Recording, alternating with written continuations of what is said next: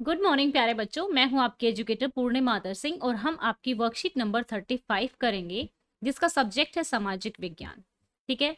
और डेट है 30 सितंबर। तो हम संघवाद पढ़ रहे थे, फेडरलिज्म पढ़ रहे थे। संघवाद सत्ता को साझा करने का एक तरीका है जिसमें हमने क्या समझा था। हमने ये समझा था कि पहले केंद्र सरकार होती है, फिर राज्य सरकार होती है, फिर आपकी स्वशासन होता है, पंचायत राज होता है। ठीक है ना। तो इस तरीके से सत्ता का बंटवारा किया गया है। पिछली वर्कशीट में हमने ये देखा केंद्र और राज्य सरकार की शक्तियों का अलग से बंटवारा किया गया है, जैसे कि कुछ सूचियां बनाई गई हैं। ठीक है। एक संवर्ती सूची थी, एक राज्य सूची थी, एक केंद्र सूची थी, जिसमें अलग अलग क्षेत्र में ये अपने कानून बना सकते हैं। तो आज हम बात करेंगे कि देखो अलग अलग राज्य में अलग अलग भाषाएं होती हैं। तो शुरू में जब हमारा देश आजाद हुआ ना, उस टाइम पे एक बड़ी कठिन परीक्षा ये थी कि लोग की ये इच्छा होने लगी कि भाई एक भाषा के आधार पर अलग राज्य होना चाहिए। भाषा के आधार पर प्रांतों का गठन हमारे देश की पहली और एक कठिन परीक्षा थी। प्रांत जैसे आज के टाइम हम राज्य कहते हैं ना, तो उस टाइम पे राज्य को प्रांत कहा जाता था। ठीक है। नए राज्यों को बनाने के लिए कई पुराने राज्यों की सीमाओं को बदला गया। ठीक है। जैसे आंध्र प्रदेश बनाया गया, उसके बाद गुजरात और महाराष्ट्र अलग से बनाया गया। जब एक भाषा के आधार पर राज्यों के निर्माण की मांग उठी तो राष्ट्रीय नेताओं को डर था कि इससे देश टूट जाएगा। लोगों को लगा कि भाई ऐसे तो देश टूट जाएगा, हर एक राज्य में अलग अलग भाषा के लोग होते हैं, तो ऐसे तो छोटे छोटे छोटे छोटे बहुत सारे स्टेट्स बन जाएंगे। लेकिन यहाँ पे फिर ऐसा कुछ हुआ जब राज्यों के पुनर्गठन को टाला, परंतु अनुभव बताता है कि देश ज्यादातर मजबूत हुआ है उनसे। स्टेट्स अलग किए गए, आंध्र प्रदेश अलग किया गया। ठीक है। फिर यहाँ पे आपका गुजरात और महाराष्ट्र अलग किया गया। ठीक है। देश ज्यादातर मजबूत और एकत्रित हुआ है। क्यों? क्योंकि जो शासन है, छोटे राज्य का शासन जो है आसानी से हो सकता है। प्रशासन भी पहले की अपेक्षा सुविधाजनक हुआ है। अब भाषा नीति। तो अब हुआ क्या कि जब पूरे देश की हिंदी को ऑफिशियल लैंग्वेज बनाने की बात की गई, तो साउथ इंडियन जो स्टेट्स हैं, दक्षिण भारत के जो स्टेट्स हैं, उन लोगों ने अपोज किया कि भाई हमें तो हिंदी आती नहीं है, तो आप ऐसा कैसे कर सकते हैं। क्योंकि 40% भारतीय ही हिंदी बोलते हैं। ठीक है। बाकी जो है अलग भाषाएं बोलते हैं। तो इसी तरीके से किसी भी भाषा को राष्ट्रीय भाषा का दर्जा नहीं दिया गया है। हिंदी क्या है? राज्य भाषा है। हिंदी राष्ट्रीय भाषा नहीं है। ठीक है। हिंदी के अलावा 21 और ऐसी भाषाएं हैं जिनको 8वें शेड्यूल में राज्य भाषा का मतलब एक तरीके से दर्जा दिया गया है। मतलब भारत के संघीय ढांचे की दूसरी भाषा नीति को लेकर हुई। ठीक है ना, कि भाई अब फिर से टूट जाएगा। हमारे संविधान में किसी एक भाषा को राष्ट्रीय भाषा का दर्जा नहीं दिया गया। ये बहुत इंपॉर्टेंट पॉइंट है, ध्यान रखेंगे। हिंदी को राज्य भाषा माना गया, पर हिंदी सिर्फ 40% यानी कि प्रतिशत भारतीयों की मातृभाषा है, इसलिए अन्य भाषा के संरक्षण के लिए दूसरे उपाय किए गए। अब ये दूसरे उपाय क्या किए गए? संविधान में हिंदी के अलावा 21 भाषाओं को अनुसूचित भाषाओं का दर्जा दिया गया, शेड्यूल लैंग्वेज का। ठीक है। केंद्र सरकार के किसी भी पद का उम्मीदवार इन 22 भाषाओं में, ठीक है, अपनी परीक्षा दे सकता है, अपने एग्जाम दे सकता है।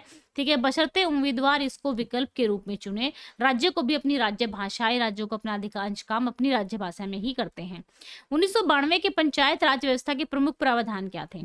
अब स्थानीय स्वशासन निकायों के चुनाव जो है नियमित रूप से कराना संवैधानिक बाध्यता है कि भाई हर 5 साल बाद जो है चुनाव होना ही चाहिए। पंचायत राज में भी निर्वाचित स्वशासी निकायों के सदस्य तथा पद अधिकारियों के पदों में अनुसूचित जाति, अनुसूचित जनजाति ये होता है SC, ठीक है, शेड्यूल कास्ट ये होता है ST, एंड पिछड़ी जाति के पिछड़ी जाति हो गई OBC, अदर बैकवर्ड कास्ट के लिए BC, ठीक है, BC बैकवर्ड कास्ट के लिए सीटें आरक्षित होती हैं। ठीक है। कम से कम 1/3 पद जो है महिलाओं के लिए आरक्षित है। किसमें? स्वशासन में, पंचायत राज में। हर राज्य में पंचायत और नगर पालिका चुनाव कराने के लिए राज्य का चुनाव आयोग, केंद्र का चुनाव आयोग नहीं, ठीक है, राज्य का चुनाव, स्टेट चुनाव आयोग नामक स्वतंत्र संस्था का गठन किया गया।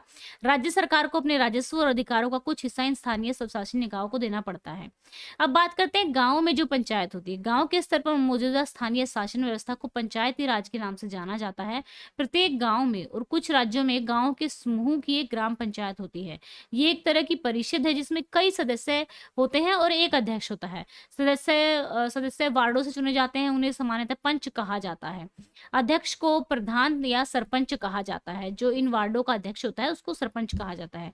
इनका चुनाव गांव अथवा वार्ड में रहने वाले सभी वयस्क लोग मतदान के जरिए करते हैं। सभी वयस्क लोग कौन से? 18 और 18 साल से ऊपर वाले लोग वोट डाल के इनका चुनाव करते हैं।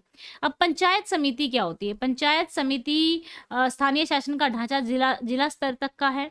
कई ग्राम पंचायतों को मिलाकर, कई ग्राम इन ऊपर वालियों को मिलाकर क्या है, इनका गठन होता है।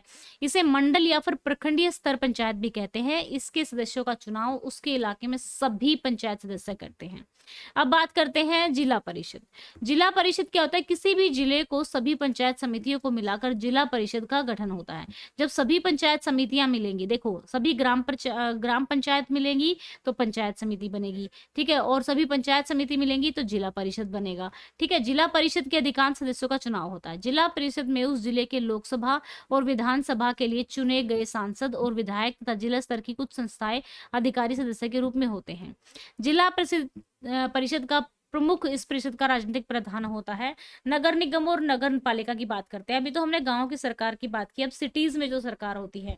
स्थानीय शासन वाली संस्थाएं शहरों में भी काम करती हैं। शहरों में नगर पालिका होती है, बड़े शहरों में नगर निगम होता है, ठीक है। नगर पालिका और नगर निगम दोनों का कामकाज निर्वाचित जो चुने गए प्रतिनिधि होते हैं वो करते हैं। नगर पालिका प्रमुख नगर पालिका के राजनीतिक प्रधान होते हैं। नगर निगम के राजनीतिक प्रधान को मेयर कहा जाता है, ठीक है। तो चलिए 2 क्वेश्चन है, बहुत आसान से क्वेश्चन है, तो चलिए कर लेते हैं। यहाँ पे आ जाते हैं, तो ये देखिएगा,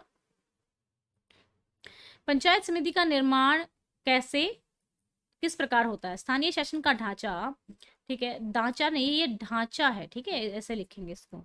ढांचा संरचना जिला स्तर तक है। कई ग्राम पंचायतों को एक साथ मिलाकर पंचायत समिति या ब्लॉक या मंडल का गठन होता है।